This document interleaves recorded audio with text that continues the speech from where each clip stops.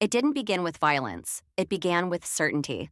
Some of the most dangerous forces in history were not forged in fire or sharpened in steel. They were spoken, believed, and repeated until they became unquestionable. One of the most powerful was the myth of divine entitlement, the idea that certain rulers, nations, or bloodlines were chosen by higher authority to dominate the rest.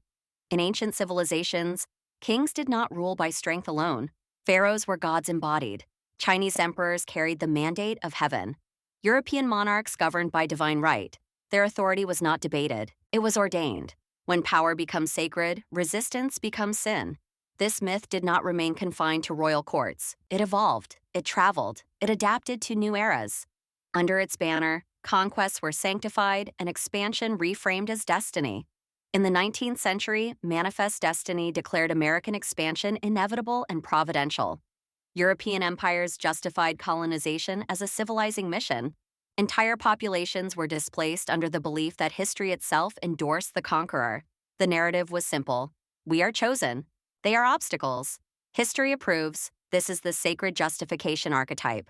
The moment a society believes it is divinely endorsed, it becomes resistant to self-correction. Criticism feels like betrayal. Opposition becomes immoral. Violence transforms into purification.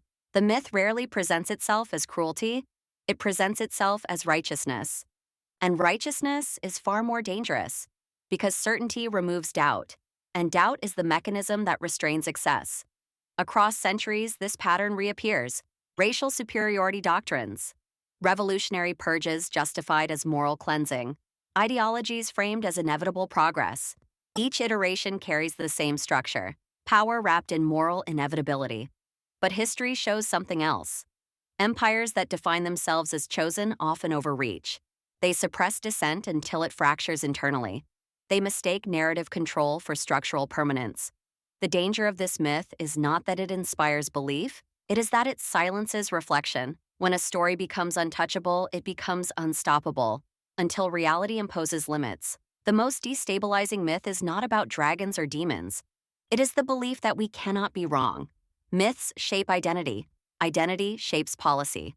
Policy reshapes borders. And borders, once redrawn, rarely return to their original lines. Here is the system prompt.